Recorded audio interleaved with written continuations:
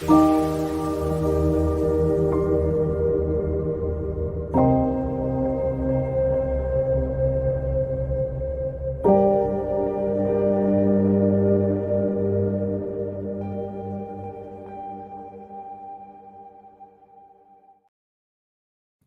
morning, good evening, good afternoon. Welcome. So I just finished watching this interview with Musk. You may have seen the short where he basically told everybody to fuck off. Go fuck yourself was actually the exact wording. So I thought it was a great interview. Based on knowing the crowd and the people who watch, there's some stuff that people are going to agree with. There's other things that people will not. I am well aware of that. But I think he does a great job explaining a lot of yeah, I realize it's a little hot. I don't know why it's hot, because I literally have changed nothing. Let's clip it down. All right, let's see if that helps. So I thought he did an excellent job explaining a lot of things, and I thought it was a hell of an interesting interview. There is an issue with YouTube SO, so if we get kicked, we'll go to Rumble exclusively, but we'll attempt to do it here as well. So yeah, we'll get started. It's about 90 minutes. The interviews took place at a forum with a reporter that is apparently a friend of Elon. And yeah, so enjoy. I'll be around. CEO of Tesla, CEO of SpaceX, Chief Engineer and CTO of X, Elon Musk. Hey, Bob. What's up, Toma? Thank you for Good evening, everybody. Thank you so much for being with us throughout the day. And I couldn't be more pleased to sit with Elon Musk as our final interview of this remarkable time we've all had together. He doesn't need much of an introduction, but I want to say a couple things. He's the richest person in the world. He may very well be the most consequential individual in the world right now. He runs the most innovative companies in the world: Tesla, SpaceX, Starlink, which is part of that, Neuralink, the Boring Company, X, and his X.AI. And he's disrupted each of these lanes. He's moved at breakneck speeds, but he's faced a storm of controversy in the process. Yeah, I think it's important. No worries, Digger. Like I said, I just watched it, the whole thing, and I think it's important when we see those viral moments to get the full context. And I thought it was a great interview. Like I said, there's some stuff that I understand people are going to be frustrated. There's going to be a reason to hate Musk, a reason to love him, and everything in between. So I get it. It's not everyone's cup of tea. I get Musk is not everyone's cup of tea, but I think it was a great interview, and there's so much here that it was just really interesting. So he joins us today following a visit, as you all know so well, and we discussed earlier, on Monday to Israel, where he met with the prime minister there and the president of Israel. And we're going to talk about everything. And my hope is that we can talk about how he thinks, about his influence, about his power, about all of it. And we're going to talk about innovation and everything else. I want to say just two other things real quick. Sure.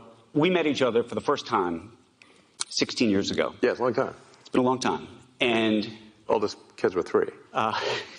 When we first met, I think you were about to deliver your first Roadster. I don't think you had yet. Larry Page was still waiting to get one. Like 2007? 2007, 2008. And I remember it was delivered 2008. I remember going back to the newsroom and saying, I think I just met the next Steve Jobs. Really? And okay, I'm going to hold to that. Okay. I'm going to hold to that. But a lot has happened between when I first met you and now. You came to DealBook. It's been boring, that's for sure. Wait, actually, technically, I do have a boring company. 2012, you came to DealBook and sat on this stage, and we're thrilled to have you back. But there's been so much that's happened between now and then, and there's been so much that's happened in the past week and a half. And a lot of folks, and I want to tell you this. Hell of a year. A lot of folks called me up and said, you really going to host Elon Musk here? Can you believe what he just said on Twitter? On X. On X. Yeah. So no idea what this Twitter thing is you keep talking about. Should you platform him? That's what they said. Yeah. Should you platform him? And I said that I think that it's our role, and I know you have issues with journalists. I have a platform. I know you have an issue with journalists oftentimes, but I said it's our role to have conversations and to inquire and and sometimes even interrogate ideas. And sure. I'm hoping we can do that. So I want to start just so we can begin this conversation and just level set. Take us through everything that happened, if you could. Everything? No, over the past week and a half. How long have you got? We've got the time. Okay. You send out a post or an X or a tweet. Yeah, I don't know what you want to describe yeah. it as. Mm-hmm. I'm trying to change, like, when things were just 140 characters, it made sense to call them a tweet, because like a bunch of little birds chirping. But when, the point at which you can put like 3-hour videos on, it's like, it's a very long tweet. So here we are. Post is more descriptive, I think. And at some point, I don't know where you were. We're on X right now. But you write, FYI.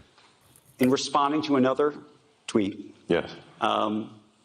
This is the actual truth. And it set off a firestorm of criticism all the way to the White House. Right. And then you make this trip to Israel. You have advertisers who've left the platform. People calling the trip to Israel is independent of it wasn't some like apology tour. I want to be clear. That was. Okay, well, let's talk about that. So just take us back to the moment at which you write that. Trip to Israel is independent of. It wasn't like in response to that at all. Well, we'll do Israel in just a moment. And I have no problem being hated, by the way. I hear you. Hate away. Well, but you know what? Let's go straight to that then for a second. Sure. Because there is an idea, and you could say that. I think it's a real weakness to want to be liked. A real weakness. I do not have that. Well, let me ask you this then. There's a difference between saying I don't care if anyone likes me or they hate me. Yeah. But given your power and given what you have amassed and the importance you have, I would think you want to be trusted. I would think maybe you don't need to be liked or hated, but trusted matters. If X is going to become a financial platform where people are going to put their money, where the government's going to give you money for rockets, where people are going to get into the cars, they need to ultimately decide that you are. They don't have to decide that they love you, but that you are ultimately a decent and good human being. Yes, I mean I think I am. But I'm certainly not going to do some sort of tap dance to prove to people that I am. So as for trust, I mean, I think we break that down in a few ways. If you want satellites sent to orbit reliably, SpaceX will do 80% of all mass to orbit this year. China will do 12%. The rest of the world will do 8%. That includes Boeing, Lockheed, and everyone else. So the track record of the rocket is the best by far of anything. You could hate my guts next. You could not trust me. It is irrelevant. The rocket track record speaks for itself. With respect to Tesla, we make the best cars. Whether you hate me, like me, or indifferent, do you want the best car or do you not want the best car? So I will certainly not pander. And Jonathan, like the only reason I'm here is because you are a friend. Like, what was my speaking fee? You're not making any. First of all, I'm Andrew, but yeah, sorry, it's okay. Second of all, we've known each other for a very long time. Andrew Sorkin. Yes. And listen, what I'm trying to illustrate is that sometimes I say the wrong thing. I think there are a lot of people who are tired, but let me go back. No. You should hear the sketches that SNL wouldn't post, by the way. Those are really good. And I would say, unfortunately, or fortunately or unfortunately, whatever friendship we have, not great. We don't talk to each other that much. But let me ask you this. It's true. That's true. Like, where am I? Doesn't return Anyway, phone calls. Yeah. The that point is, often. I'm here because you're a friend, not because I'm being paid or because I need any validation or anything. It's that we've been friends for 16 years, and I promised you I'd be here, and that's why I'm here. Well, I appreciate you being here. Not for any other reason. But let me ask you this then. Let's just go at it. Just tell me what happened. You write this tweet that says that this is the actual truth. People read that tweet. Yes. And they say Elon Musk is an anti-Semite, that he is riling up this base. You're hearing it from, as I said, the White House. You're hearing it from Jewish groups all over. I think Jonathan Greenblatt from the ADL is here. There's lots of people who say this. And by the way, it's not just that. Did you read the whole thing? I did, and that's why I want to ask you And the about responses? it. Excuse me? I said more. More responses? Yeah, I said more than what you just read. Yes. No, there was absolutely more. Yes. But I'll tell you the thing that struck me. It wasn't, and I'm an American Jew. It wasn't just the people who had that view. It was actually people who really are anti-Semites, who said, "Oh my goodness, go Elon! This is fabulous." And that actually was the thing that really set me back. I said to myself, "What's going on here?" And I want to know how you felt about that in that moment when you saw all of this happening. Yeah. Well, first of all, I did clarify almost immediately what I meant. I would say that was, if I could go back and say I should, in retrospect, not have replied to that particular person, and I should have written in greater length as to what I meant. I did subsequently clarify it in replies, but those clarifications were ignored by the media. And essentially, I handed a loaded gun to those who hate me, and arguably to those who are anti-Semitic. And for that, I'm quite sorry. That was not my intention. So I did, post on my primary timeline to be absolutely clear that I'm not anti-Semitic, and that I, in fact, if anything, am philo-Semitic. And the trip to Israel was planned before any of that happened. It was neither here nor there. Do you see this thing? Mm-hmm. Do you know what it is? I do, because I actually followed your entire trip to Israel. Right. Why don't you tell everybody? This says bring them home. The hostages. It was given to me by the parents of one of the hostages. And I said I would wear it as long as there was a hostage still remaining. And I have. What was that trip like? And obviously, you know that there's a public perception that, and you're clarifying this now, but there's a public perception that was part of a apology tour, if you will. That this had been said online. There was all of the criticism. There was advertisers leaving. We talked to Bob Iger today. I hope they stop. You hope? Don't advertise. You don't want them to advertise? No. What do you mean? If somebody's going to try to blackmail me with advertising, blackmail me with money, go fuck yourself. But go fuck yourself. Is that clear? I hope it is. Hey, Bob, if you're in the audience. Well, let me ask you then. That's how I feel. Don't advertise. How do you think then about the economics of X? If part of the underlying model, at least today, and maybe it needs to shift, maybe the answer is it needs to shift away from advertising. If you believe that this is the one part of your business where you will be beholden to those who have this view, what do you do? F-Y. I understand that, but there's a reality too, right? Yes. No. I mean, Linda Yaccarino's right here, and she's got to sell advertising. Absolutely. So, totally. No. Actually, what this advertising boycott is going to do, it's going to kill the company. And do you think that and the whole world will know that those advertisers killed the company, and we will document it in great detail. But those advertisers, I imagine, are going to say, we didn't kill the company. Oh, yeah? They're going to say, tell it to Earth. But they're going to say, Elon, that you killed the company because you said these things and that they were inappropriate things and that they didn't feel comfortable on the platform, right? That's what they're going to say. And let's see how Earth responds to that. So this goes back to we'll both make our cases, right? And we'll see what the outcome is. What are the economics of that for you? I mean, you have enormous resources, so you can actually keep this company going for a very long time. Would you keep it going for a long time if there was no advertising?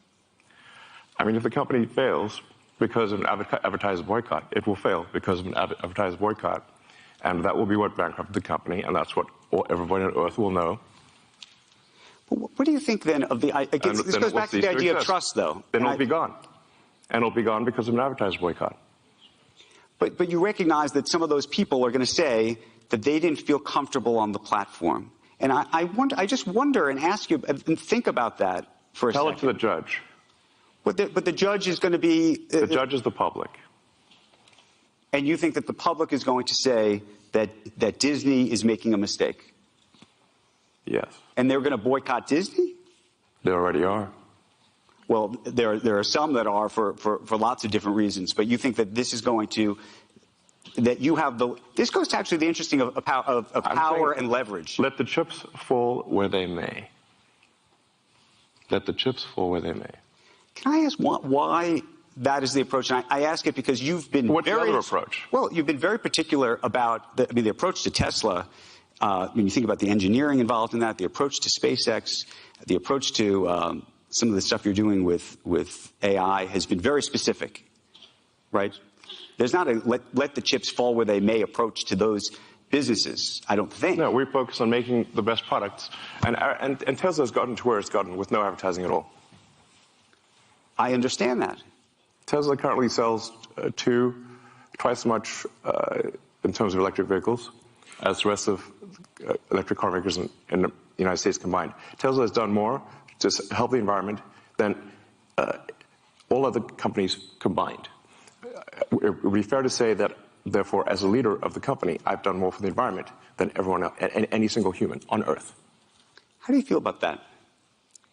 How do I feel about that? Yeah, no, I'm asking you personally how you feel about that, because we're talking about power and influence and... I'm saying what I care about is the reality of goodness, not the perception of it.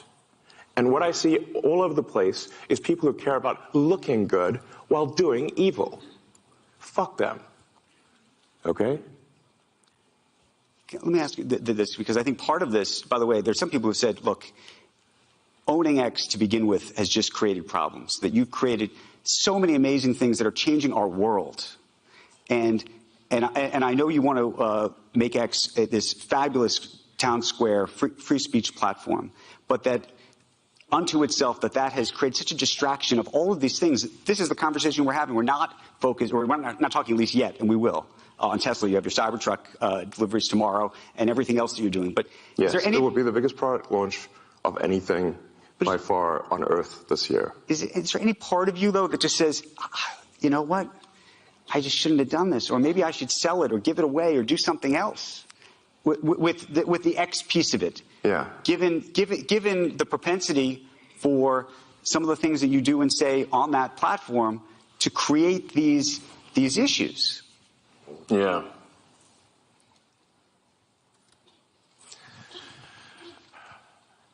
Of all the posts I've done on the platform, I think there might be 30,000 or something like that. Right. Once in a while, I'll say something foolish. And I have. And I would certainly put that comment, that you said the actual truth, among perhaps one of the most foolish, if not the most foolish thing I've ever done on the platform. And I did do my best to clarify afterwards that, I certainly do not mean anything anti-Semitic in that. The nature of the criticism was simply that the Jewish people have been persecuted for thousands of years. There is a natural affinity, therefore, for persecuted groups. This has led to the funding of organizations that essentially promote any persecuted group or any group with the perception of persecution. This includes radical Islamic groups. Everyone here has seen the massive demonstrations for Hamas in every major city in the West. That should be jarring.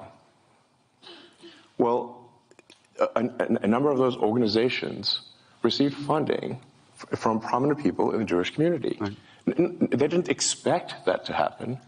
But if you generically, right, without condition, sort of fund, if you fund persecuted groups, in general, some of those persecuted groups, unfortunately, want your annihilation.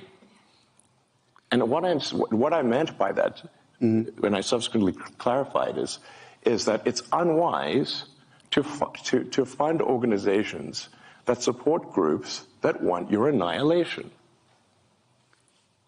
Is this coming across clearly? Yeah, no, it is. My question to you, though, I think logically this makes a lot of sense. Is there any part of you, I mean, just tell me what happens, though, once all of this happens. Let's say you fund a group, and that group supports Hamas, who wants you to die. Perhaps you should not fund them. Right. But you do. Thank you. You do appreciate that when you wade into these very delicate waters at these very delicate times, yes, that it can create a real, I mean, as it created headlines for the past 2 weeks, and economic impact. I'm just so curious what happens in your brain, I mean, when you see all this happening. Are you sitting there going, oh my God, I stepped in it, I wish I didn't do that? Are you saying, screw them, I hate these people, why are they after me? But all of that. Yeah, all of that. I mean, look, I'm sorry for that tweet or post. It was foolish of me. Of the 30,000, it might be literally the worst and dumbest post that I've ever done. And I tried my best to clarify 6 ways to Sunday. But you know, at least I think over time it will be obvious that, in fact, far from being anti-Semitic, I'm in fact philo-Semitic. And all the evidence in my track record would support that. Let me ask you this, though. There are people who say crazy things on X, as you know. Maybe you think they're crazy, maybe they're not. The aspiration for X is to be the global town square. Now, if you were to walk down to, let's say, Times Square, right. Do you occasionally hear people saying crazy things? Yes, but they're not. But they don't have the megaphone, right? And that's the conundrum. Right? No, they can only say it to the 50 or 100 people that are standing there in Times Square. They don't have a mega. I mean, look, the joke I used to make about old Twitter was it was like giving everyone in the psych ward a megaphone. You know, I'm aware that things can get promoted that are negative beyond the sort of circle of somebody simply screaming crazy things in Times Square, which happens all the time. You know, it's actually pretty rare for something, frankly, that is hateful to be promoted. It's not that it never happens, but it's fairly rare. I mean, I would encourage people to look at, for those that use the system, when you look at the sort of the feed that you receive, how often is it hateful, and over time has it gotten more or less hateful? And I would say that if you look at the X platform today versus a year ago, I think it is actually much better. I mean, what is your personal experience? Are you surprised? I'm just curious. You use this? I use the platform religiously. I will admit to being an addict, and I use the For You, and I will say now the problem is, because I'm a journalist, I go looking for stuff. Well, that's I'm just saying. And because I also think the algorithm, for me personally, because I'm looking for stuff, also is feeding me other things. This is actually a challenge in that, like, sometimes people will say, like, why is it showing me, posts from this person that I hate? And we were like, well, did you interact a lot with this person that you hate? Well, yes. Well, therefore it thinks that you want to interact more with this person that you hate. That's like a reasonable. Let me ask this: you kind of want to have an argument. When you tweet, yeah. Do you ever post? Let's say post. When you post, I mean, listen, I'm open. If anyone can come up with a better word, that would be great. When you post, though, but the least bad word I can think of is post. When you post, though, are you trying to rile up either a base or an audience? Do you recognize the power you have in that? And also, by the way, not just rile up one version of side of it, but also rile down, which is to say, as I said, there are people who are demonstrably anti-Semitic on the site. I get Jew boy things and all sorts of things that come my way. Hey, for a while they thought I was Jewish, so they would, I'd get it too. But no. But the question is, my name is Super Jewish. Do you ever think to yourself, you know what? I'm going to go online and I'm going to say, these people, I condemn these people that are on my site saying these things. Because I have. You say I've condemned anti-Semitism, but do you ever go? Yeah, I said I literally posted I condemn anti-Semitism in all its forms. Like that is a literal post that I made. I mean, I'm like, listen, if I can get out the thesaurus, if you and we could, Let me ask you a different question. You compose it, I'll post it. Okay, let me ask you this. You were on a podcast about a month ago, and you said something that struck me, and it struck me as accurate. It came out of your mouth, so hopefully it is. But I'm hoping we go deep on this. Just because it came out of my mouth does not mean it's true. No, but you said my mind is a storm. I don't think most people would want to be me. They may think they want to be me, but they don't know. They don't understand. What did you mean by that? What was your mind being a storm? And I think it. I mean, I have known you for quite some time. I think it is a bit of a storm. Yes. Yeah. I mean, in as much as a weather metaphor makes sense, my mind often feels like a very wild storm. I mean, I have a fountain of ideas. I mean, I have more ideas than I could possibly execute. So I have no shortage of ideas. Innovation is not the problem. Execution is the problem. I've got a million ideas. I mean, I've got an entire design for an electric supersonic vertical takeoff jet, but I just can't do that as well. I've had that for 10 years. And there's a million things. But is your storm a happy storm?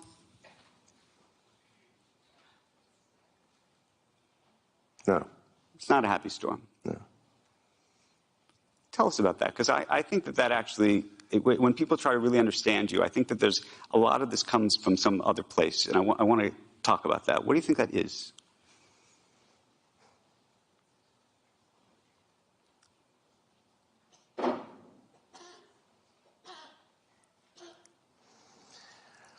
I wish we really need like a psychiatrist couch here or something.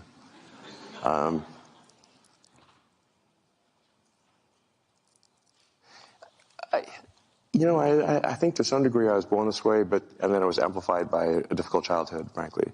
But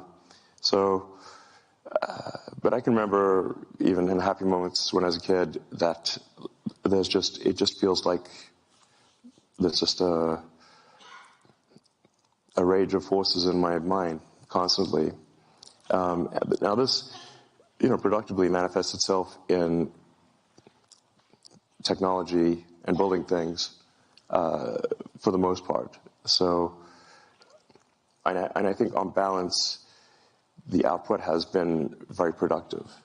I think the results, as we discussed earlier with SpaceX, Tesla, PayPal, which is still going today. The first internet company that I started, in fact, the first internet company I started, Zip2, was funded by a New York Times company, Hearst Knight Ridder, and in fact, we wrote some of the software for the New York Times website, and we helped bring online several hundred newspapers that previously were only in print. Now this is in the 90s, which at this point is I'm like a grandpa, basically. the 90s and internet feels like a Precambrian era when there were only sponges.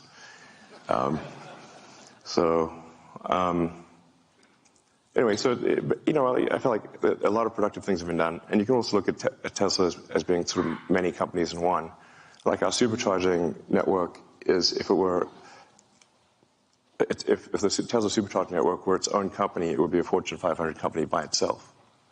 Just the supercharging system. We also make the cells. We build the power electronics and the powertrain from scratch. We have the most innovative structural design, the largest castings ever used. We have the best manufacturing technology at Tesla, better manufacturing technology than companies that have been doing it for 100 years. So these demons of the mind, are, for the most part, harnessed to productive ends. Okay, so let me ask you a question about that. But that doesn't mean that once in a while they, go wrong. And this is a question I think a lot of people, are always trying to figure out about not just you, but sometimes themselves. Meaning, what is driving all of this? You're doing all of these things. Do you think that you would be as successful, whatever success is, if it wasn't being driven by I think that there's something you're trying to prove, either to yourself or to somebody. I don't know. We're all trying to prove something. Maybe I'm trying to prove it to my mother. I don't know. No. If I were to describe my philosophy, it is a philosophy of curiosity. I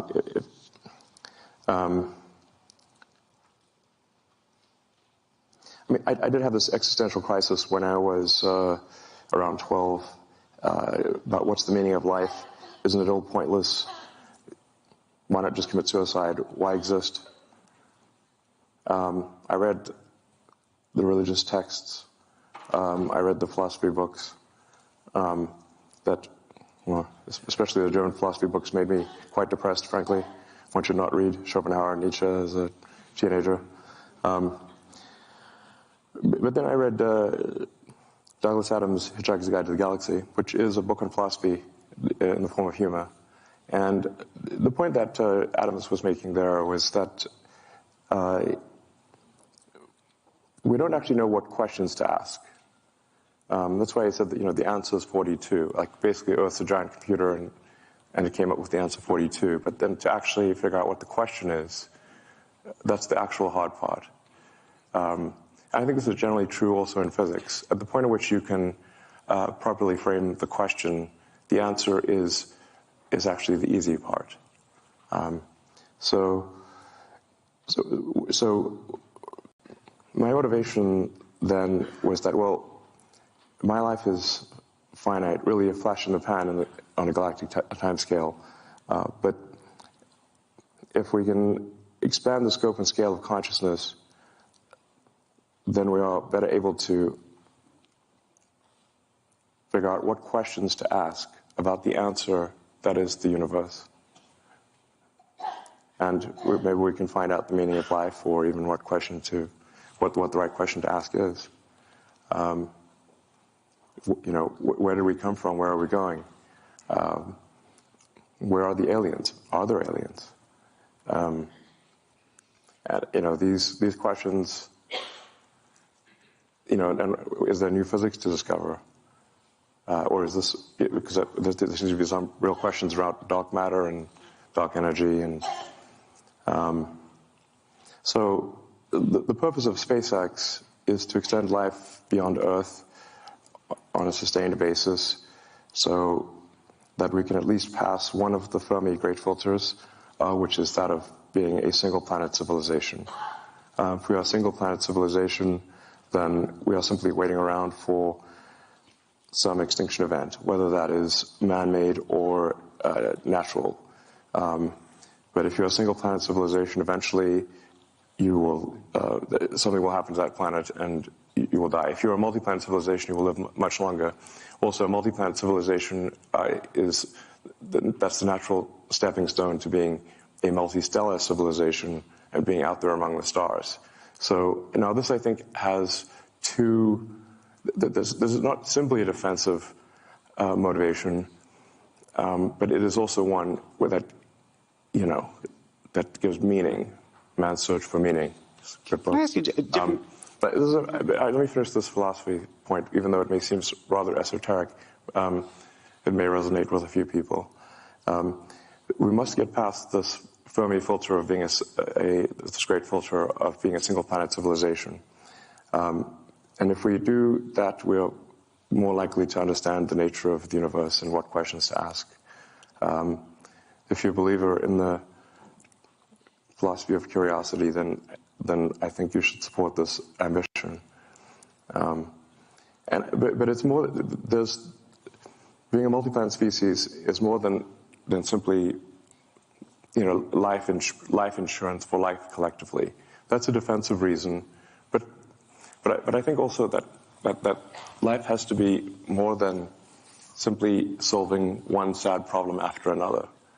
There have to be reasons where you wake up in the morning and you're happy to be alive. There have to be reasons that you have to say, why are you excited about the future? Like, what gives you hope? And if you aren't sure, ask your kids. And I think the idea of us being a spacefaring civilization and being out there among the stars is incredibly inspiring and exciting and something to look forward to. And there need to be such things in the world. Let me ask you a different question about confidence. We were having a conversation here earlier about people and where people get their confidence from. Some people have great insecurity. Other people have great confidence. And I was thinking about you because you have a very interesting history where people have told you over and over again that you're wrong. Well, sometimes they're right. Well, sometimes they are, but I would say that when it comes to Tesla, when it came to SpaceX, people told you that you were crazy. You were out of your mind. This was never going to happen. This was never going to work. And so the reason I ask you this, though, is now when people say you're wrong, this isn't right, do you look at that and say, you know what, that's like a red flag for me because, I've been told so often that I'm wrong that I know I'm right because I've had that experience? Or are there people in your life when they say, you know what, Elon, this is not right? Do you know what I'm saying? I think what you're sort of trying to say is that, do I at this point think because I've been right so many times when others have said I'm wrong, that now I have to believe I'm right when in fact I'm wrong? You did very well. What do you think? No, I'm right.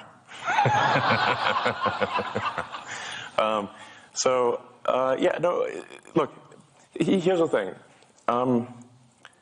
Physics is unforgiving. Physics is unforgiving. So, I have, these various little sayings I've come up with, that physics is the law and everything else is a recommendation. Right. In the sense that you can break any law made by humans, but try breaking a law made by physics. That's much more difficult. So if you are wrong and persist in being wrong, the rockets will blow up and the cars will fail. Right. So this is, we're not trying to figure out what flavor of ice cream is the best flavor of ice cream. Right. Like, if there's 1,000 things that can happen on a rocket flight, and only one of them gets the rocket to orbit. And so being wrong results in failure when dealing with physical objects. But that's the interesting part. So now you've built these great companies that physically, the physics of them are enormously successful. So successful, arguably, that you have leverage over everybody else, right? Nobody else can do Starlink. Nobody else can get the rockets in space yet. Amazon and Jeff Bezos are trying, but they haven't yet. I hope he does. You hope he does? Yeah. I think, but I actually agree with a lot of Jeff's motivations. I think, he's, let me put it this way. If there was a button I could press that would delete Blue Origin, I wouldn't press it.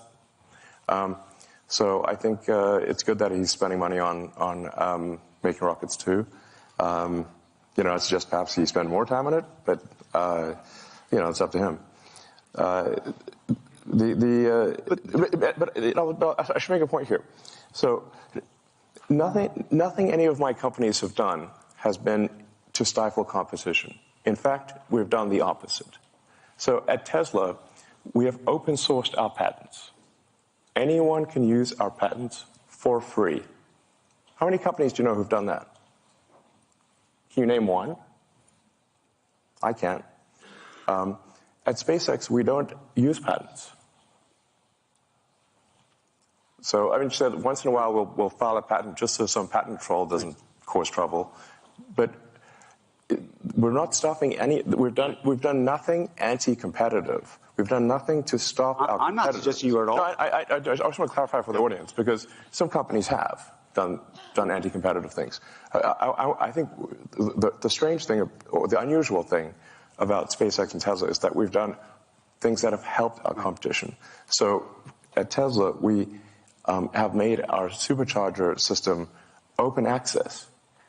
We've made our charger technology available for free to the other manufacturers. The reason no walled garden. We could have put a wall up, but instead we invited them in. The reason I mention this, though, is because you've had this success in the physics world, you now have these very difficult decisions that have huge impacts on the world that are not physical decisions at all.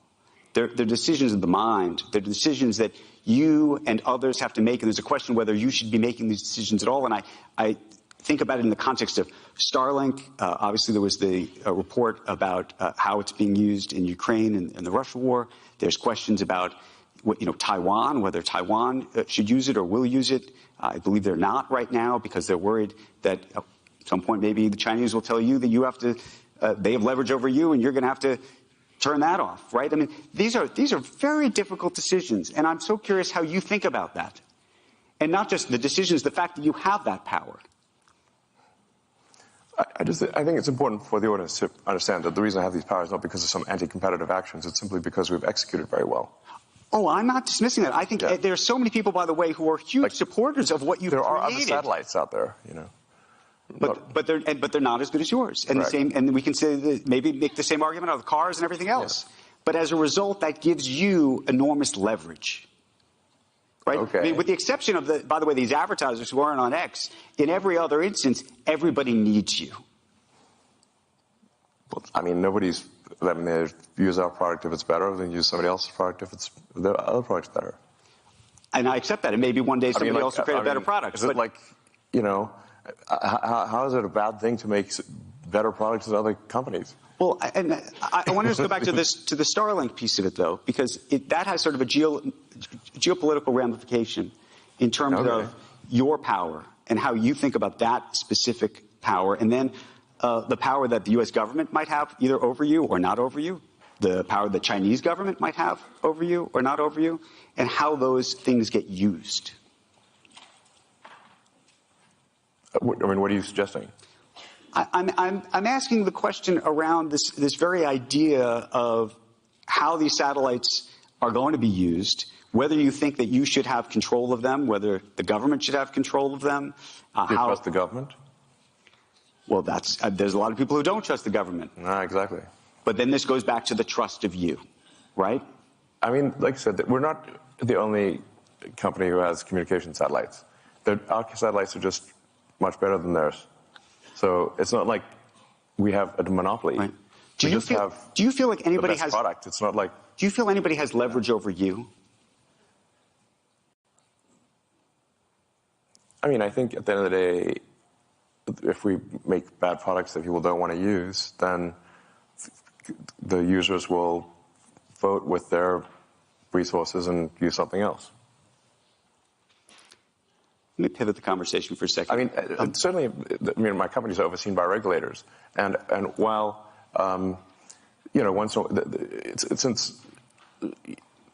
SpaceX, Starlink, Tesla are overseen by cumulatively over 100 regulators, in actually more than that, a few hundred regulators, because you've got we're in 55 countries.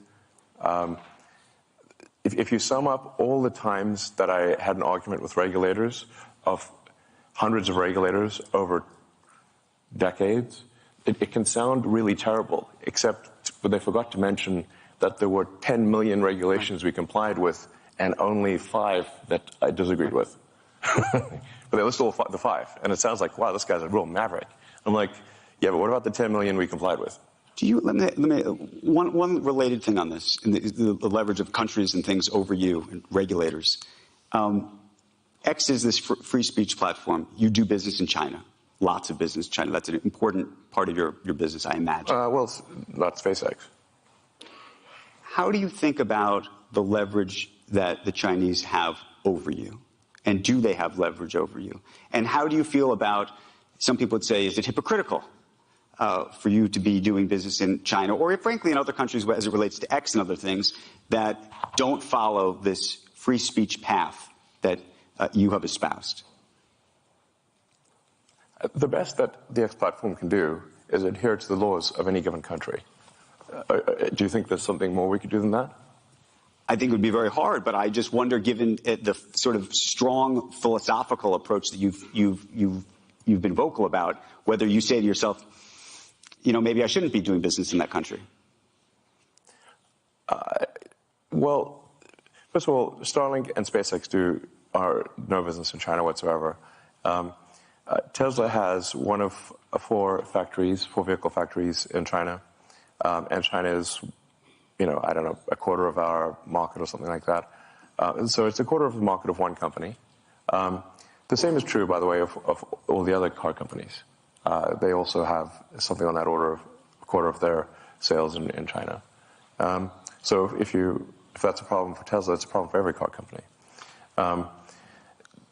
I mean, I think one has to be careful about not conflating the various companies, because I can only do things that are within the bounds of the law. I cannot do beyond that. My aspiration is to do as much good as possible and to be as productive as possible within the bounds of what is legal. More than that, I cannot do. I want to pivot and talk about AI for a moment. We had Jensen Huang here, who's a big fan of yours, as you know. Yeah, Jensen's awesome. Talked about bringing you the first box, by the way, yes. With Ilya, interestingly enough. Yes. Back in 2016, I think. There's a video of Jensen and me unpacking the first AI computer at OpenAI.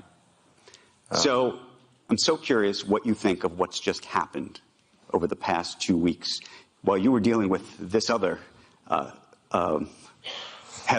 series of headlines. There was a whole other series of headlines OpenAI, so far. at OpenAI. What did you think? Well, you founded it. Co-founded. Co-founded it, yeah. Well, the whole arc of OpenAI, frankly, is a little troubling, because the reason for starting OpenAI was to create a counterweight to Google and DeepMind, which at the time had 2/3 of all AI talent and basically infinite money and compute, and there was no counterweight. It was a unipolar world. And Larry and Paige and I used to be very close friends, and I would stay at his house, and I would talk to Larry into the late hours of the night about AI safety. And it became apparent to me that Larry did not care about AI safety. I think perhaps the thing that gave it away was when he called me a speciesist for being pro-humanity. As in, you know, like a racist, right, but for species. So I'm like, wait a second, what side are you on, Larry? And then I'm like, okay, listen, this guy's calling me a speciesist. He doesn't care about AI safety. We've got to have some counterpoint here, because this seems like we could be, this is no good. So OpenAI was actually started, and it was meant to be open source. I named it OpenAI after open source. It is, in fact, closed source, super closed. It should be renamed super closed source for maximum profit AI. So, because this is what it actually is. I mean, Faye loves irony. I mean, in fact, a friend of mine has this says like the way to predict outcomes is the most ironic outcome is the most. It's like this Occam's razor, like the simplest sort of explanation is most likely. And my friend Jonah's view is that the most ironic outcome is the most likely, and that's what's happened with OpenAI. It's gone from an open source foundation, a 501c3, to suddenly it's like a $90 billion for-profit corporation with closed source. So I don't know how you go from here to there, but that seems like I don't know how you get, I don't know, is this legal? I'm so, like, that's legal? So as you saw Sam Altman get ousted Yeah. by somebody you know, Ilya, and Ilya was a friend of yours. Yes. You brought him there. Your relationship with Larry Page effectively broke down over you recruiting him away, I think. That's correct. That was the fight. Larry refused to be friends with me after I recruited Ilya. And so here's Ilya apparently saying something is very wrong. I think we should be concerned about this because I think Ilya actually has a strong moral compass. He thinks about, he really sweats it over questions of what is right. And if Ilya felt strongly enough to want to, fire Sam, well, I think the world should know what was that reason. Have you talked to him? I've reached out, but he doesn't want to talk to anyone. Have you talked to other people behind the scenes as this is all happening? I've talked to a lot of people. I've not found anyone who knows why. Have you? I think we are all still trying to find out. I mean, look, one of two things is either it was a serious thing and we should know what it is, or it was not a serious thing and then the board should resign. What do you think of Sam Altman? I have mixed feelings about Sam. I do, the ring of power, can corrupt. And this is the ring of power. So, I don't know. I want to know why Ilya felt so strongly as to fire Sam. This sounds like a serious thing. I don't think it was trivial. And I'm quite concerned that there's some, dangerous element of AI that they've Discovered? Created. Yes. You think they've discovered something? That'll be my guess. Where are you with your own AI efforts relative to where you think OpenAI is, where you think Google is, where you think the others are? I mean, on the AI front, I'm in somewhat of a quandary here because I've thought AI could be something that would change the world in a significant way since I was in college, like 30 years ago. So the reason I didn't go build AI right from the get-go was because I was uncertain about which edge of the double-edged sword would be sharper, the good edge or the bad edge. So I held off on doing anything on AI. I could have created, I think, the leading AI company, and kind of OpenAI actually kind of is that. Because I was just uncertain if you make this magic genie, what will happen? Whereas I think building sustainable energy technology is much more of a single-edged sword that is single-edged good. Making life multiplanetary, I think single-edged good. Starlink, mostly single-edged good. Giving people better connectivity to people that, don't have connectivity or it's too expensive, I think is very, very much a good thing. Starlink was instrumental, by the way, in halting the Russian advance. And the Ukrainians said so. I think but with AI, you've got the magic genie problem. You may think you want a magic genie, but once that genie's out of the bottle, it's hard to say what happens. How far are we away from that genie being out of the bottle, you think? We think it's already out? The genie's certainly poking its head out. The AGI, the idea of artificial general intelligence, given what you now are working on yourself and you know how easy or hard it is to train to create the inferences, to create the weights. I hope I'm not getting too far in the weeds of just how this works, but those are the basics behind the software end of this.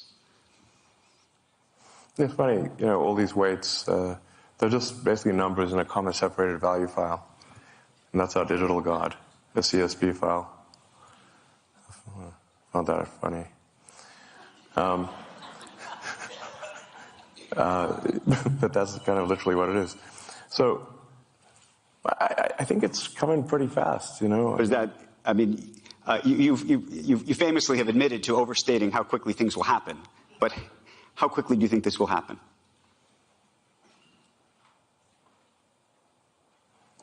If you say smarter than the smartest human at anything, Yep.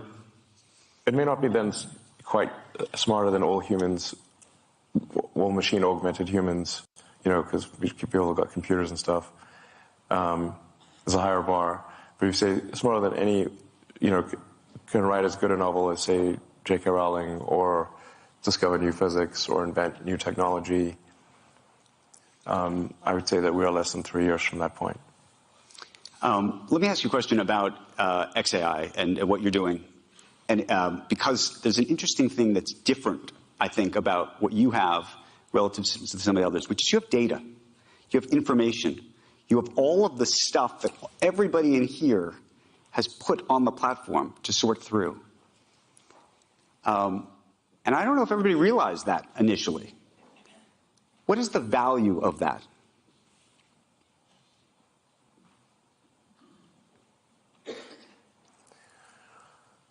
Yeah, I mean, data is very important. You could say data is probably more valuable than gold.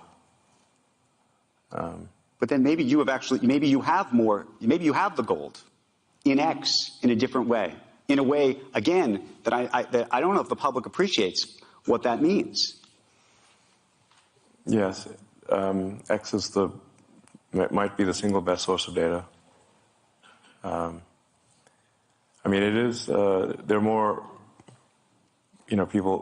links that people click on more links to X than anything else on Earth. Sometimes people think Facebook or Instagram is a bigger thing, but actually there are more links to X than anything.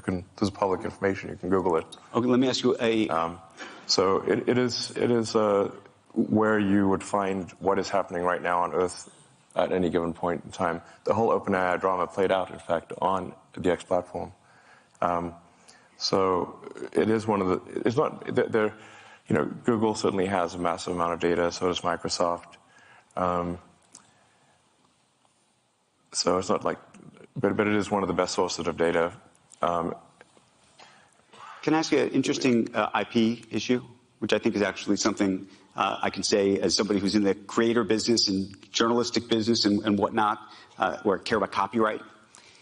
So one of the things about training on data has been this idea that you're not going to train, or that these things are not being trained on people's copyrighted information.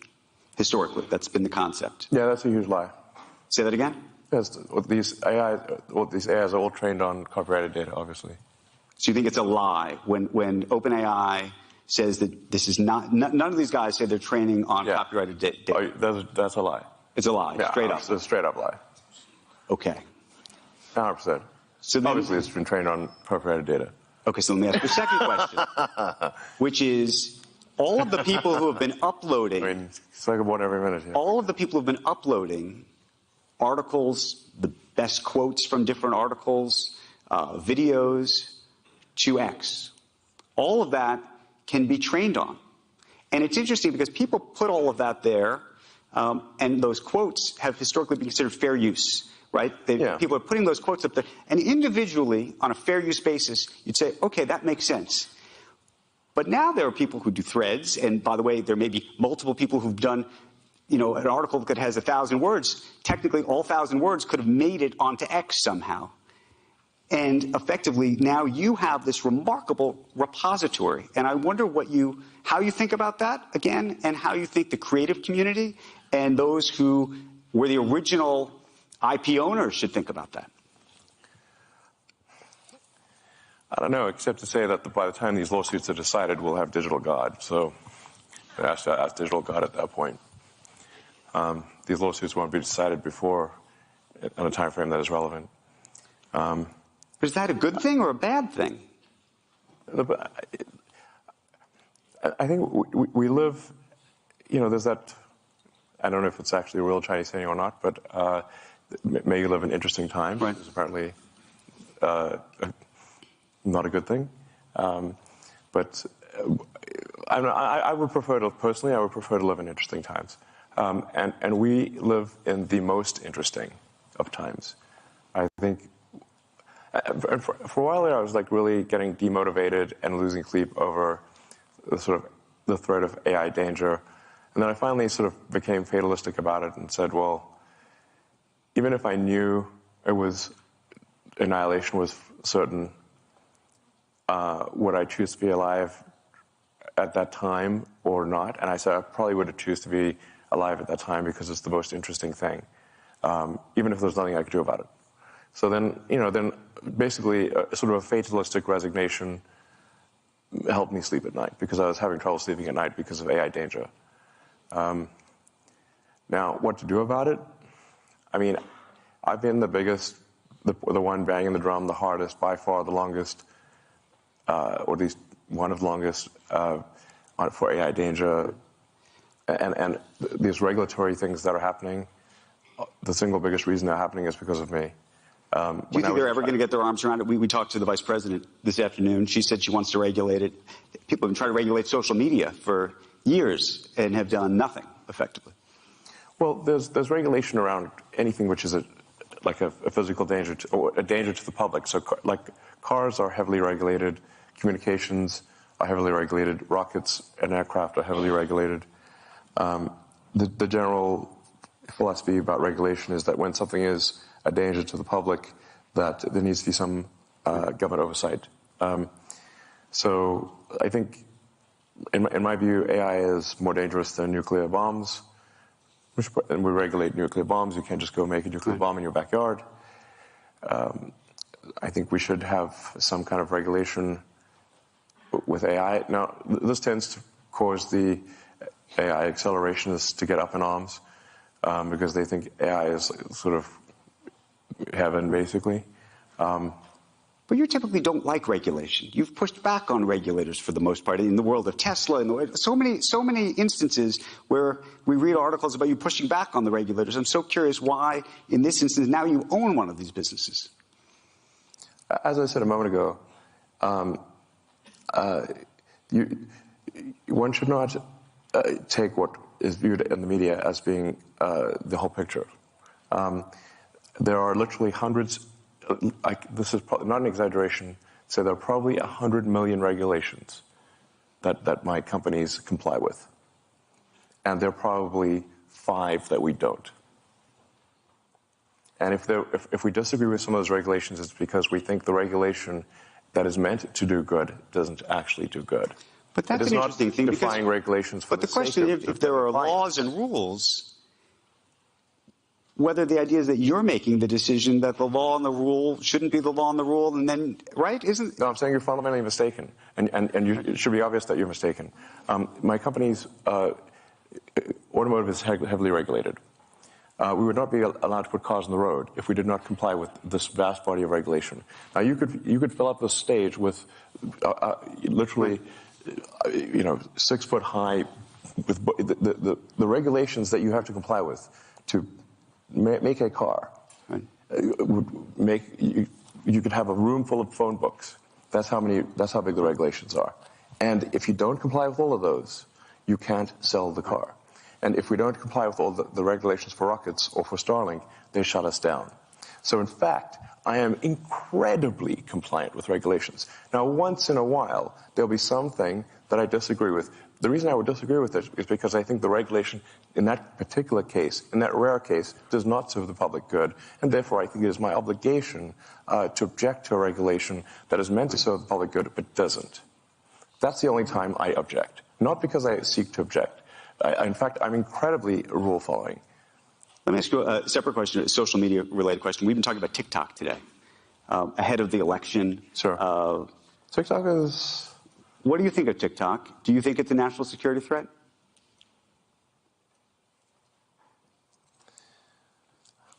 I don't use TikTok. Say that again? You don't? I don't personally use it. But for people for teenagers and people in their 20s, they seem almost religiously addicted to TikTok. Some people will watch TikTok for like 2 hours a day.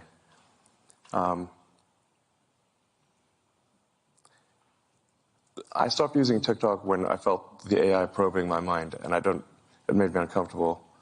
So I stopped using it. And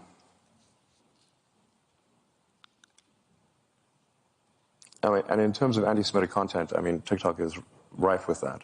It has the most viral anti-Semitic content by far. But do you think the Chinese government is using it to manipulate the minds of Americans? No. Is that something that you think we should worry about? I mean, you have different states that are trying to ban it. I don't think this is some Chinese government plot. But it is, the TikTok algorithm is entirely AI powered. So it is really just trying to find the most viral thing possible. But it's what is going to keep you glued to the screen. Right. That's it. Now, on sheer numbers, there are on the order of 2 billion Muslims in the world, and I think much smaller number of Jewish people. 20 million, something. Many orders of magnitude fewer. So if you just look at content production, just right. on sheer numbers basis, it is going to be overwhelmingly anti-Semitic. Let me ask you a political question. And I've been trying to square this one in my head for a long time. Yeah. In the last 2 or 3 years, you have moved decidedly to the right, I think. Have I? Well, we can discuss this. I think that you have been espousing and promoting a number of Republican candidates and others. You've been very frustrated with the Biden administration over, I think, unions and feeling like they did not respect what you've created.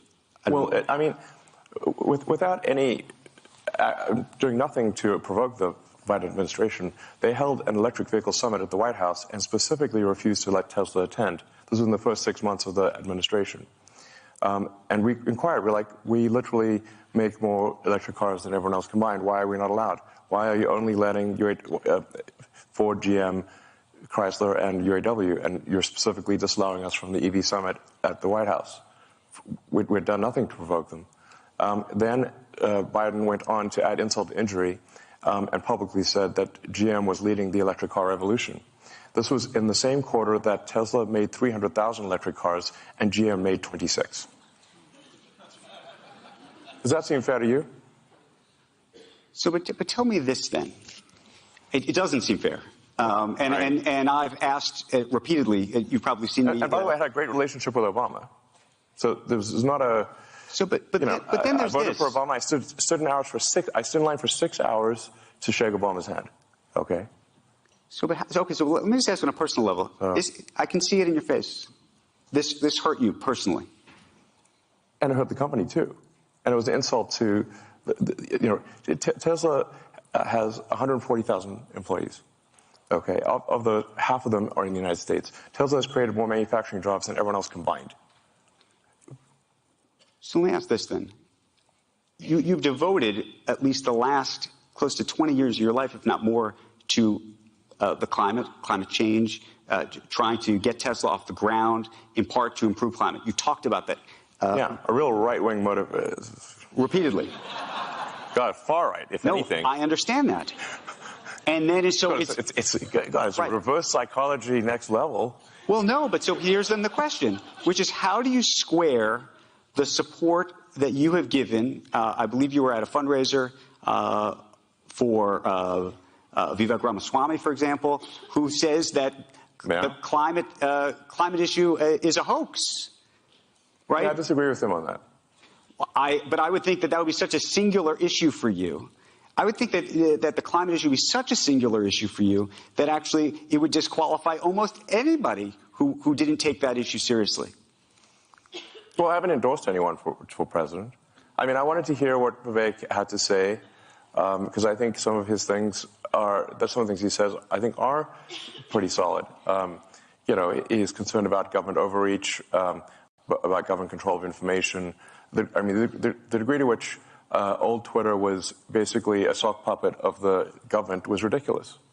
It seems to me that there's a very severe violation of the First Amendment in terms of how much government control, how much control the government had over old Twitter, and it no longer does.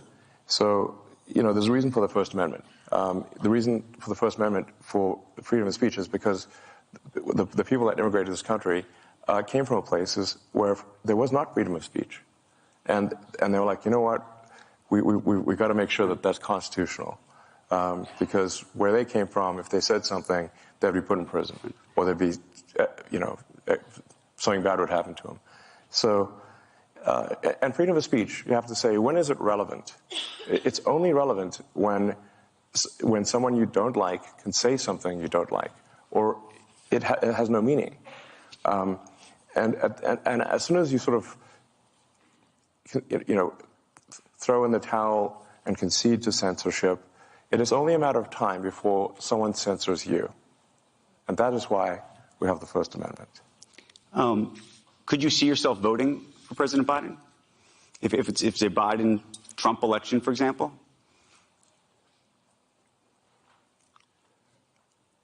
I think I would not vote for Biden. You'd vote for Trump? I'm not saying I'd vote for Trump, but I mean, this is definitely a difficult choice here. Would you vote for Nikki Haley? Nikki Haley, by the way, wants all social media names to be exposed, as you know. No, I think that's outrageous. Yeah, no, I'm not going to vote for some pro-censorship candidate. Like I said, I mean, I think you have to consider that there is a lot of wisdom in these amendments, in the Constitution. A lot of things that we take for granted here in the United States that don't even exist in Canada. There's no constitutional right to freedom of speech in Canada. So, it's not, and there's no Miranda rights in Canada. People think you have the right to remain silent. You don't actually in Canada. I'm half Canadian. I can say these things, I suppose. You just got the freedom of speech is incredibly important. Even when people like I said, it's actually especially important. In fact, it is only relevant when people you don't like can say things you don't like. And do you think right now that they're meaningless? You think right now the Republican candidates or the Democrats are more inclined? I mean, this is where you go to, I assume, to woke and anti-woke and the mind virus issue that you've talked about. Which party do you think is more pro freedom of speech, given all the things you've seen? Because we also see, yes. DeSantis, preventing people from reading certain things. Maybe you think that's correct. No, look, we actually are in an odd situation here, where, on balance, the Democrats appear to be more pro censorship than the Republicans. And that used to be the opposite. It used to be, the left position was freedom of speech. I believe at one point, the ACLU even defended the right of someone to claim that they were Nazi or something like that. So there really were the left was freedom of speech is fundamental. I mean, my perception, perhaps it isn't accurate, is that the pro-censorship is more on the left than the right. We certainly get more complaints from the left than the right, let me put it that way. But my aspiration for the X platform is that it is the best source of truth, or the least inaccurate source of truth. I don't know if people will believe me or not, but I think honesty is the best policy, and I think that the truth will win over time. And we've got this great system and it's getting better, called Community Notes, which is fantastic, I think, at correcting falsehoods or adding context. In fact, we make a point of not removing anything, but only adding context. Now, that context could include that this is completely false, and here's why. And no one is immune to this. I'm not immune to it. Advertisers are not immune to it. In fact, we've had Community Notes, which has caused us some loss in advertising. Speaking of loss in advertising revenue, if a community note, if there's false advertising, the Community Note will say, "This is false," and here is why. I mean, there's one specific example that is public knowledge, so I'll mention it, which is at one point Uber had this ad which said, "Earn like a boss." And it was community noted, if by boss you mean $12.47 an hour, this did cause at least a temporary suspension of advertising from Uber. I got to ask you a question that might make everybody in the room uncomfortable or not uncomfortable, but it goes to the free speech issue. The New York Times company and the New York Times newspaper, it appeared over the summer to be throttled. What did? The New York Times. Well, we do require that that everyone has to buy a subscription, and we don't make exceptions for anyone. And I think if I want the New York Times, I have to pay for a subscription, and they don't give me a free subscription. So I'm not going to give them a free subscription. But were you throttling the New York Times relative to other news organizations, relative to everybody else? Was it specific to the Times? They didn't buy a subscription. By the way, it only costs like $1,000 a month. So if they just do that, then they're back in the saddle. But you are saying that it was throttled. No, I'm saying. I mean, was there a conversation that you had with somebody? You said, "Look, you know, I'm unhappy with the Times. They should either be buying the subscription, or I don't like their content, or whatever." Any organization that refuses to buy a subscription is not going to be recommended. But then, what does that say about free speech? And what does that say about amplifying free speech is not certain exactly voices? free. It costs a little bit. Right, but that's it. But that's an interesting. You know, it's like in South Park where they say, you know, freedom isn't free. It costs $1.05 or whatever. But it's pretty cheap. Okay. It's low cost freedom. I got a couple more questions for you. You're headed back to Texas after this to launch the Cybertruck. Yeah. It's going to be a big launch. But I wanted to ask you right now more broadly just about the car business and what you see actually happening. And specifically, the government put in place lots of policies, as you know, to try to encourage more EVs. And one of the things that's happened uniquely is you have now a lot of car companies saying, actually, this is too ambitious for us. These plans are too ambitious. 4,000 dealers, I don't know if you saw just yesterday, sent a letter to the White House saying, this has gone too far. You're going too far. You had this anti-EV? It was this is going too fast, too far, and that there's not enough demand. Underneath all of this is this idea that maybe there's not enough demand for EVs, that the American public has not bought into they bought into it with your company, but they haven't bought into it broadly enough. Well, I think if you make a compelling electric car, people will buy it, no question about it. I mean, electric car sales in China are gigantic. That's by far the biggest category. Right. And I think that would be the case, you know. I mean, it's worth noting, okay, so probably the best refutation of that is that the Tesla Model Y will be the best-selling car of any kind on Earth this year. Of any kind, gasoline or otherwise. Is there another car company that you think is doing a good job with EVs? I mean, I think the Chinese car companies are extremely competitive. By far, our toughest competition is in China.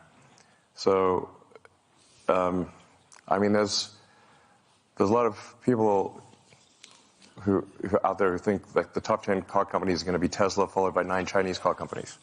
I think they might not be wrong. So,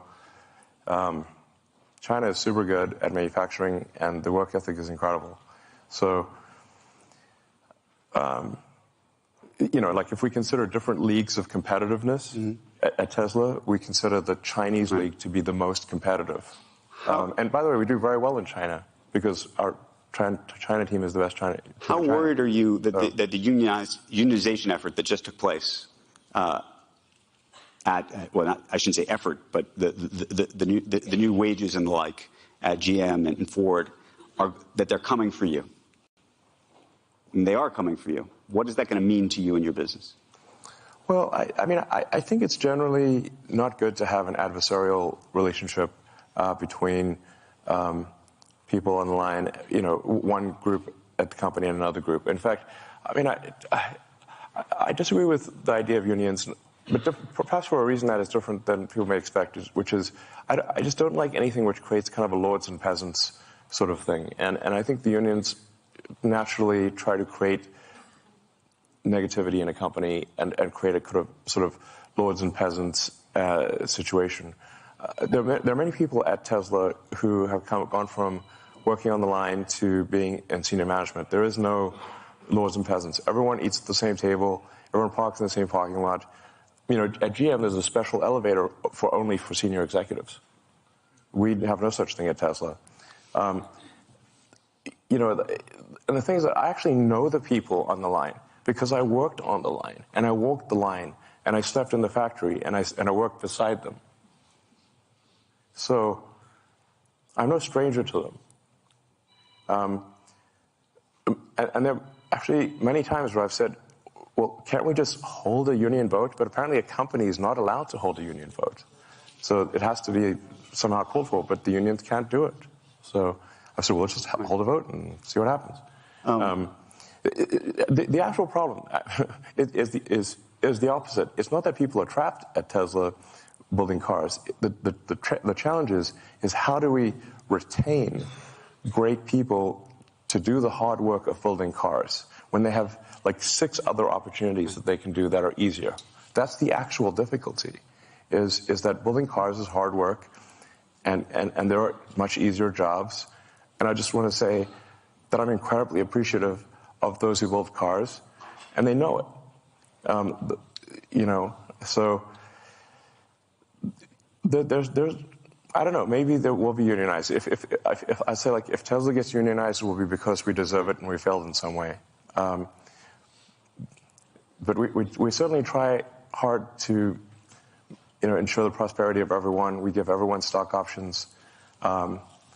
We've made many people who are just working the line, who didn't even know what stocks were, we've made them millionaires.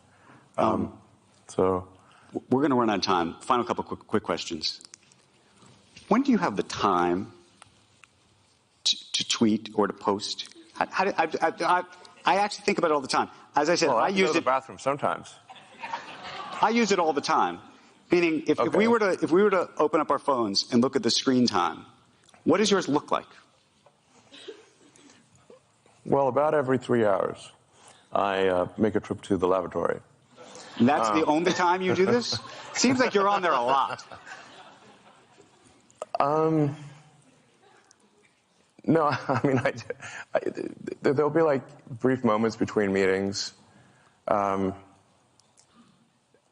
mean, it's not, obviously I have like 17 jobs, so, and, no, I guess technically it's work at this point. It is, but I'm thinking just in terms of your mind share. I mean, by the way, there's a lot of people who should be working who are on this app. Technically, posting on Twitter or X is work. It does count as work. So that's, there's that. But no, I mean, I think I'm on. Well, I guess usually probably I'm on for longer than I think I am. But I know, but do you think that's 5 hours a day, 4 hours? If you look at the screen time of like number of hours per week, sometimes that's a scary number.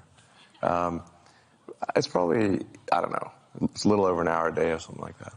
Just an hour a day? If we really looked at this together, do you have your phone with you? Yeah. You want to look? Okay. Okay, here we go. You ready? Screen time. Hit general. Screen time. Sometimes there's a scary number, but I know. That's why I thought.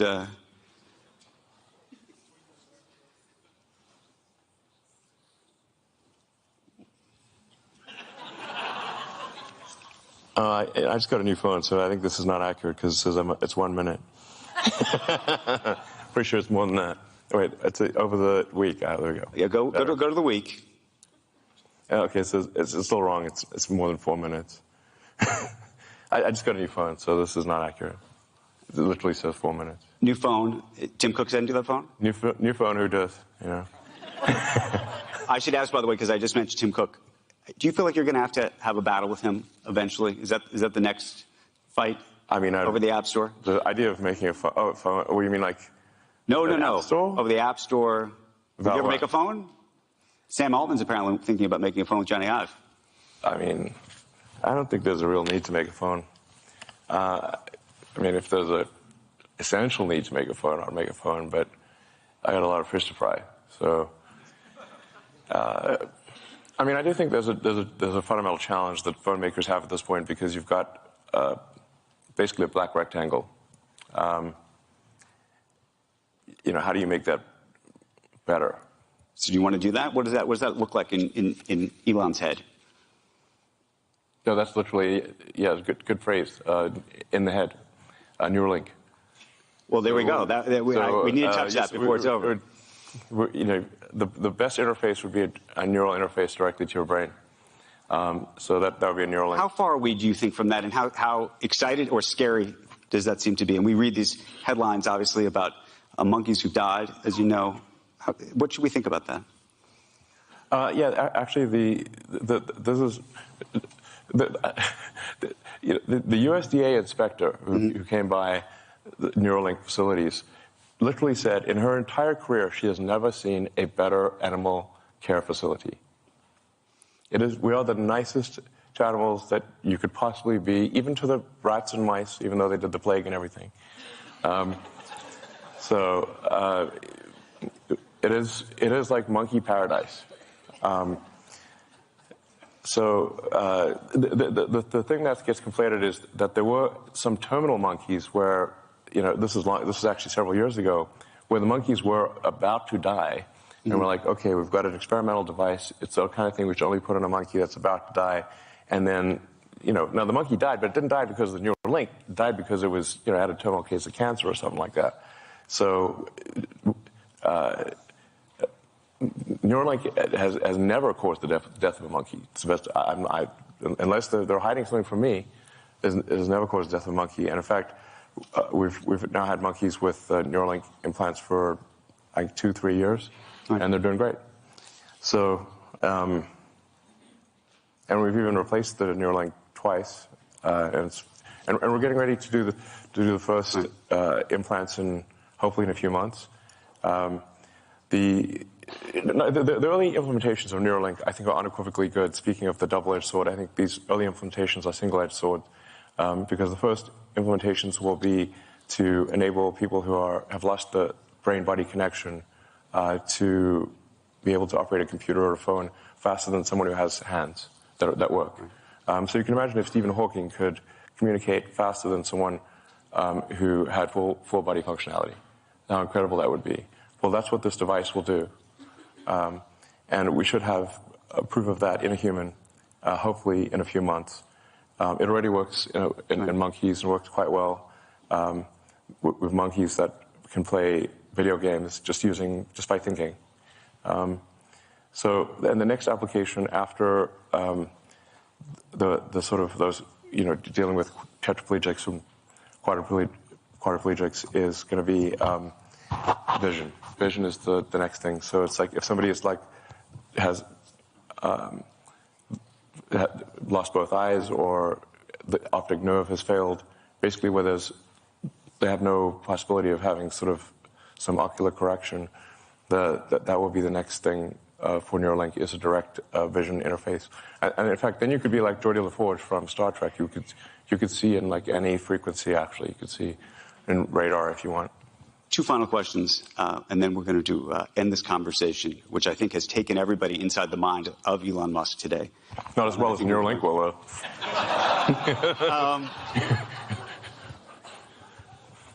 It actually goes to self-driving cars and vision and everything else. And I asked this question of Pete Buttigieg, Transportation Secretary. It's actually something you retweeted, so I wanted to ask you the same question. There's a big question about autonomous vehicles and the safety of them, but there's also a question about when it will be politically palatable in this country for people to die in cars that are controlled by computers, which is, say, we have 35, 40,000 deaths every year in this country. Yeah. If you could bring that number down to 10,000, 5,000, that might be a great thing. But do we think that the country will accept the idea that 5,000 people, that your family might have perished in a vehicle as a result not of a human making a mistake, but of a computer? Yes. Well, first of all, humans are terrible drivers. So people text and drive, they drink and drive, they get into arguments, they do all sorts of things in cars that they should not do. So it's actually remarkable that there are not more deaths than there are.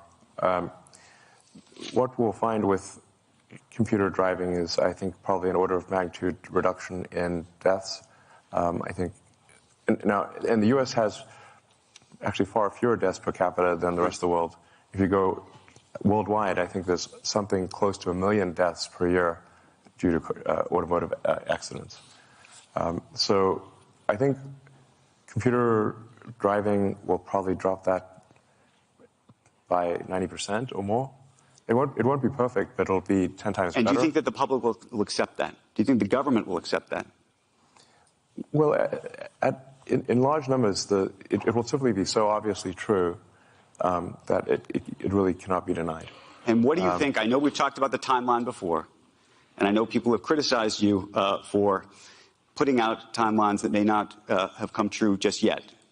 But what do you think it really is? And by the way, do you ever say to yourself, I shouldn't have said that? Sure, of course. Wait, I should have said that. I'm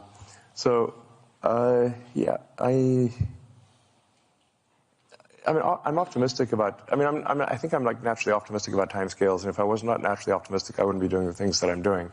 I certainly wouldn't have started a rocket company or a car company if I didn't have some sort of pathological optimism, frankly.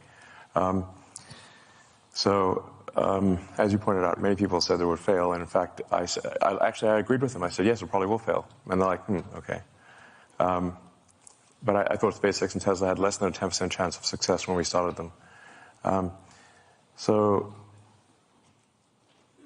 Anyway, but the self-driving thing is I've been optimistic about it. We've certainly made a lot of progress. If anybody has tried has been using the sort of full self-driving beta, the progress is, every year has been substantial. It's really now at the point where, in most places, it'll take you from one place to another with no interventions. And the data is unequivocal that supervised full self-driving is somewhere around 4 times safer, or maybe more, than just human driving by themselves. So I can certainly see it coming. Actually, really, but do you think it's another 5 or 10 years? People say no, definitely not.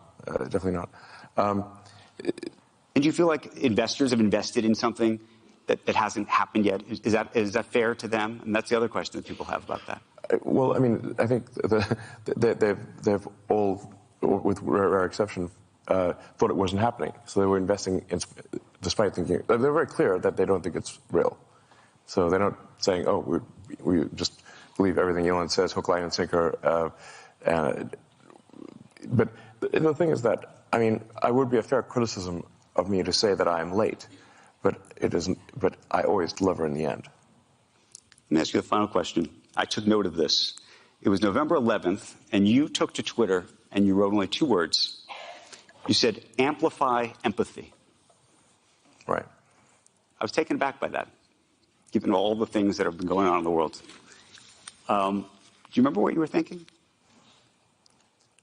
Well, I think it's quite literally. I understand it, but what was going on? Why did you write that? Well, encouraging people to amplify empathy. Literally. I tend to be quite literal. But was there something that had happened that you had seen that you said to yourself, I want to say that? I think I was talking to some friends, and we all agreed that we should try to amplify empathy, and so I wrote Amplify Empathy. If you wanted an unvarnished look inside the mind of Elon Musk, I think you just saw it. Look, sometimes it's pretty simple, you know. Elon Musk, thank you very, very much for the conversation. All right, thank you. Appreciate it very, very much. Thank you. Thank you so much. Right. Here, take that with you for a second.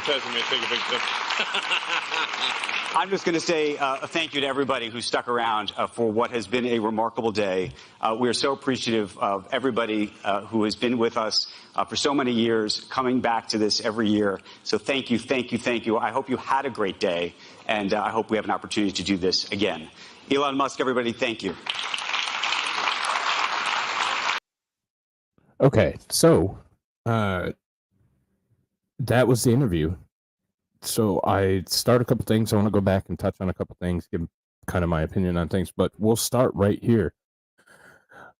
Being an individual that thinks very, very similarly to Elon Musk, yeah.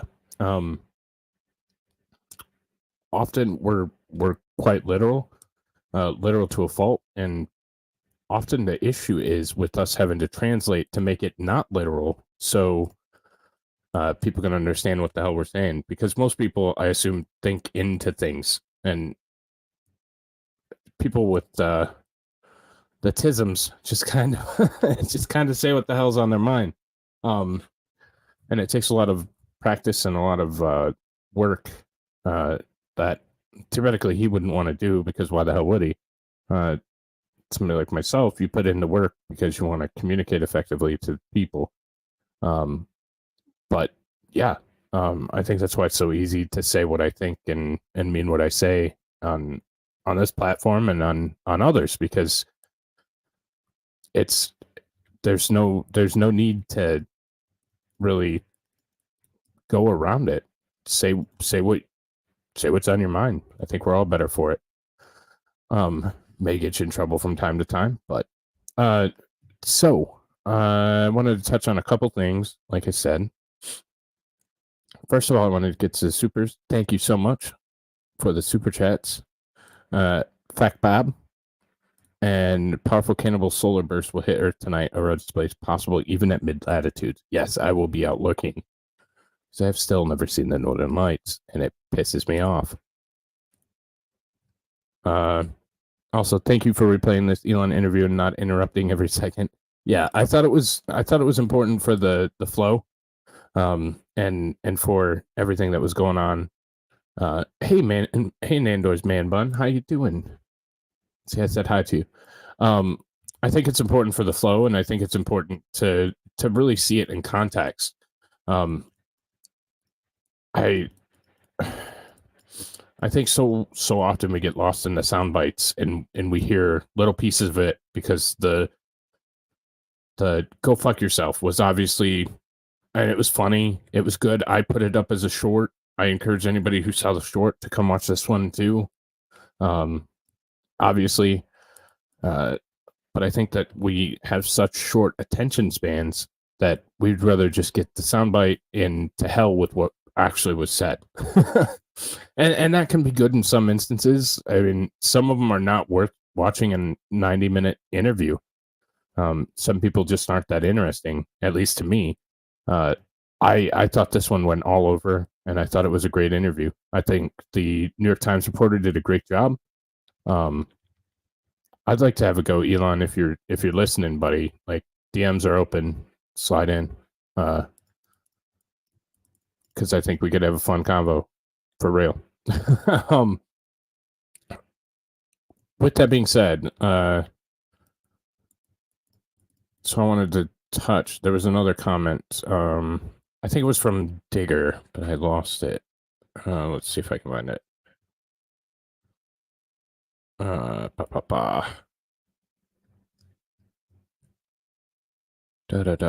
it doesn't put him in. Yeah.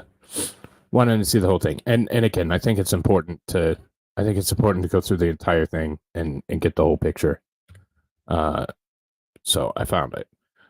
Next, Elon sounding a bit like Trump. Elon is the same as Donald Trump. I think they're the same or very similar people. I think that they are very similar, actually. I think their politics are very similar, actually. I don't think there's much distance in between them. I think they're both individuals that would rather not be involved in the political discussion. But unfortunately, it's 2023, and that's not possible anymore. You're unfortunately often thrust into the situation, and I think part of why I disagree with Elon, and I do, on some of the topics, is because he's not as well read. If he put the same amount of energy into his rockets as he does geopolitics, then I think that we would be in trouble. I think that geopolitics is in this game, and he doesn't really care.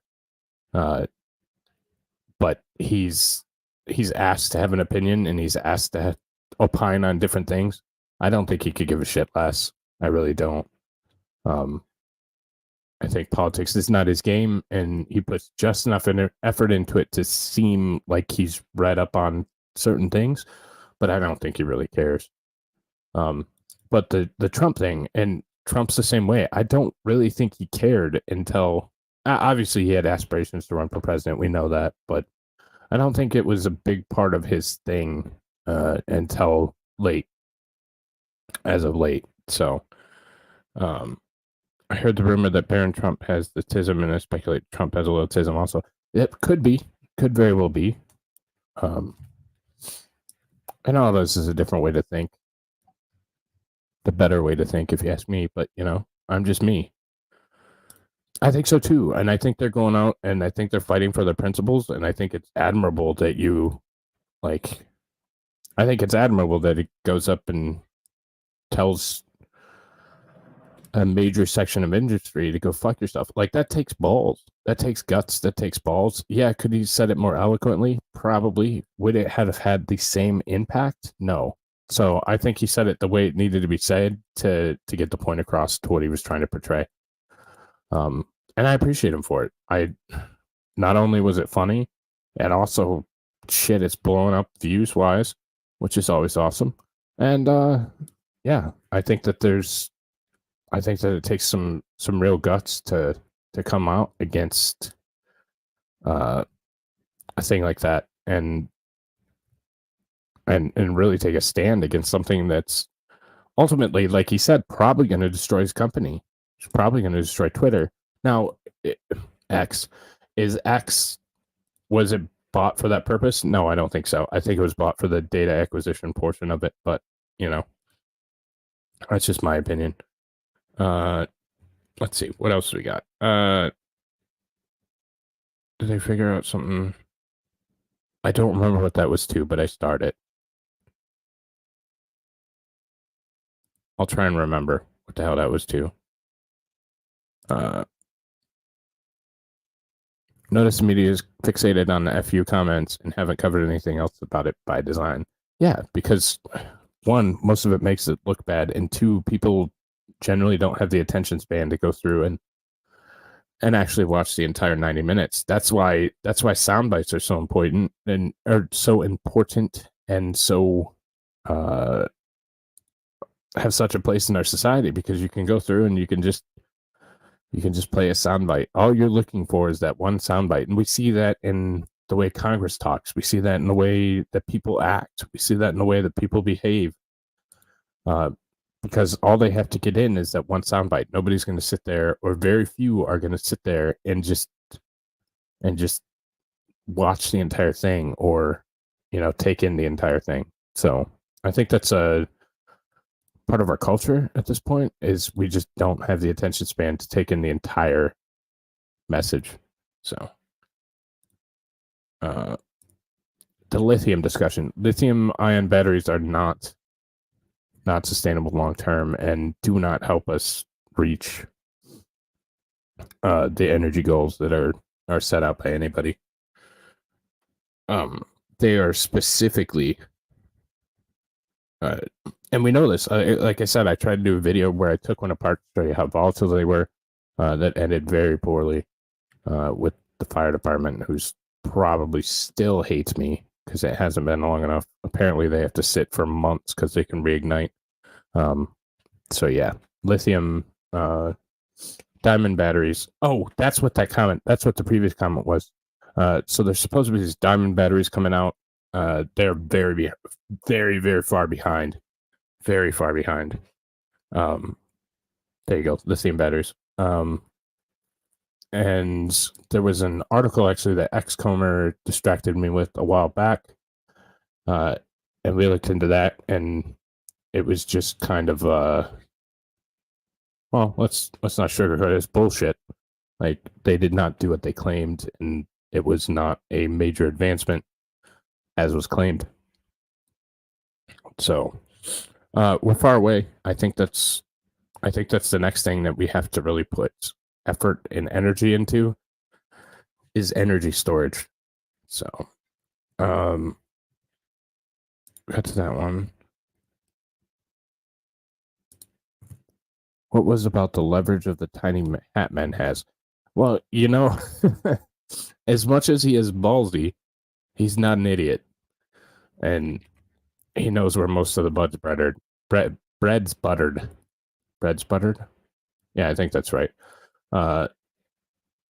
So of course he's going to be careful with what he says about certain groups, because some people have more influence than others, and I don't like the fact that he waffled on his statement. I think what he said was reasonable, and I don't know why he went back on it. I mean, I understand why he went back on it. I wish it would have been held a little bit more strong with that. But, you know, I mean, I'm also not in his position, and I think that you have to sometimes balance. Some people go way too far with, well, I have to say this, or it's this important that I say this. Well, sometimes you have to balance the good that you can do by staying quiet, or the good that you can do by playing the game, with the good that you can do if they destroy you completely and you have no voice or no ability to make. And let's not kid about it. Elon's main goal is making. He wants to get through one of the Fermi barriers and make life multiplanetary. That's been his goal since God knows how long. And sometimes we prioritize our goals, and some goals are more important, or some statements are more important than others because they affect our overall life goal and life mission. And we all do that. We all have things that we are beholden to, or things that we have to play nice on. There's a lot of things I can't say on YouTube because I have to play nice. Unfortunately. And I could come out and have a big grand bash and throw it all at the wall, but then I wouldn't be here tomorrow. They wouldn't allow me to continue. So we all have our goals and priorities, and sometimes we have to succumb to other things, and hopefully we can make a change long term with that, so we don't have to make those choices. But that's just not the reality of the situation right now. The reality of the situation is, if I want to keep bringing you guys messages, and if I want to keep doing what I'm doing, sometimes you just have to play the game. And I think it's the same for Elon. What shows you being the richest and most powerful man on the planet doesn't change anything. Like, you're still beholden to someone else. Unfortunately, the way our system's set up. Should we change the system? Hell yeah. But I think that's personally, I think things have to get a little bit worse before people are willing to go that far with it. So we shall see how bad it gets. We shall see where we are in a year, 2 years, 5 years. But personally, I think we're still a little bit too comfortable to to take a drastic measure like that. I thought that digital god. This is my own comment, but this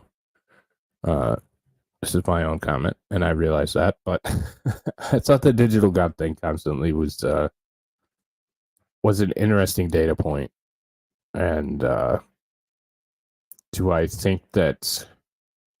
Here's the problem with AI, and we'll get into that kind of. AI scares the shit out of me because humans, one, we're incredibly inefficient. Like we are terribly inefficient. Two, we have these squabbles and kind of thoughts that are part of the human condition that make it so that we are way behind. I'm gonna piss off Dance Biker Dance here real quick. I see he came in here. Ginger powered batteries are the future, potentially. Yeah, mini nuclear reactors, thorium salt reactors. Those, I mean, I could see a use case, but it's a popularity game. There's one thing that hasn't changed. Exactly. I'm gonna piss off.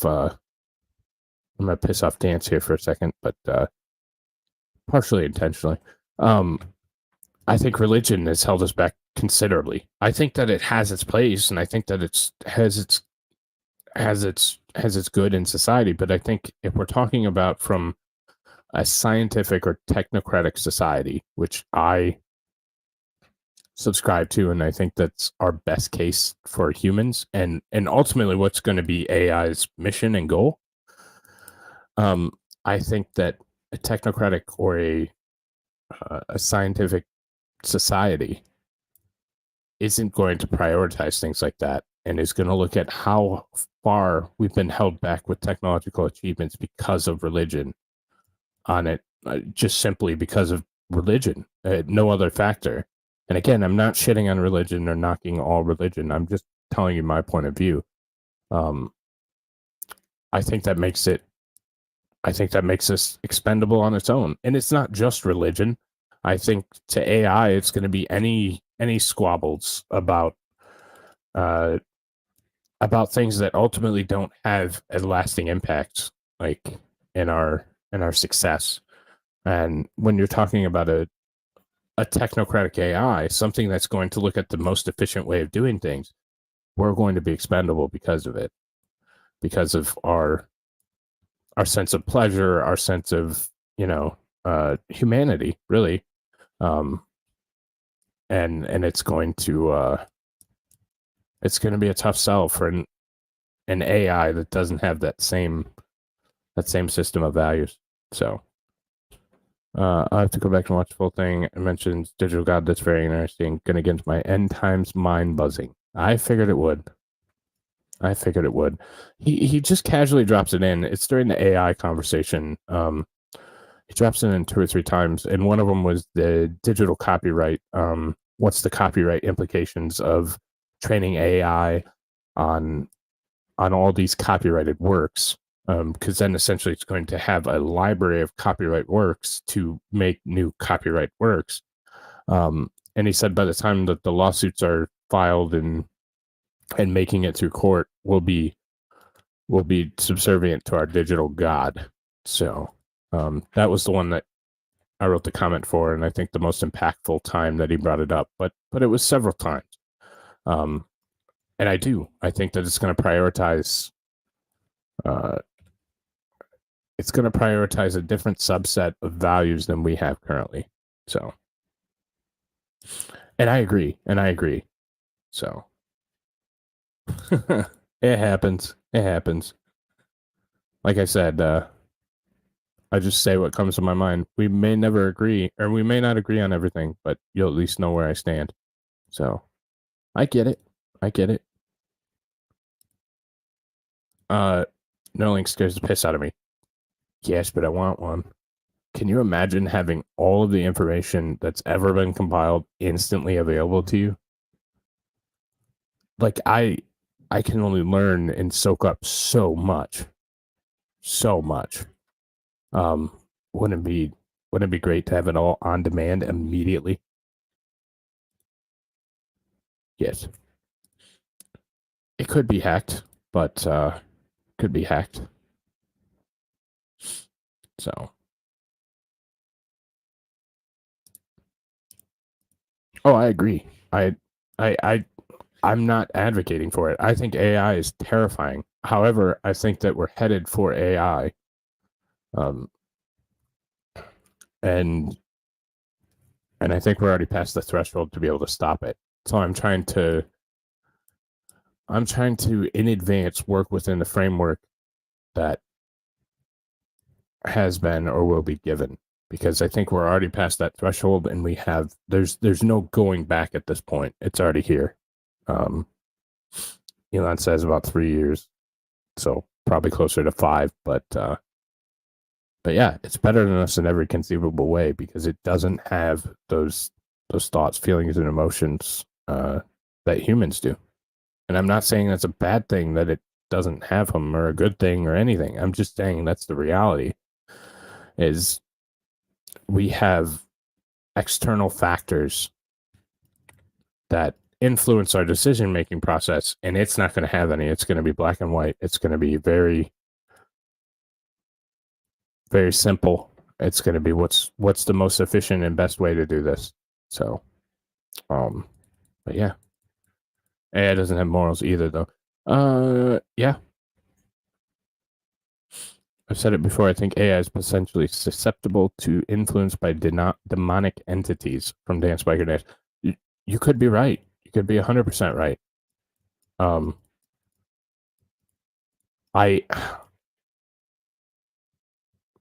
Dance, we could have a conversation about that, and part of our overarching, whenever you get 5-6 hours. But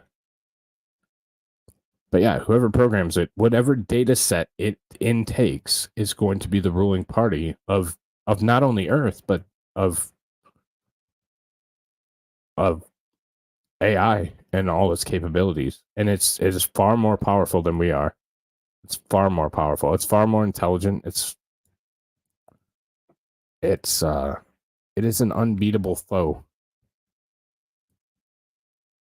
People will say that we have, humanity can account for things that aren't there. Well, true, but AI has probably already thought about it. It's probably not that important from a pure win at all cost strategy. Thanks, buddy, for the super. The push from the Pentagon with AI drones, which is already in Ukraine, is kind of scary. No human interaction, decide to kill. I'm not sure it's a good thing. No, it's a terrible thing.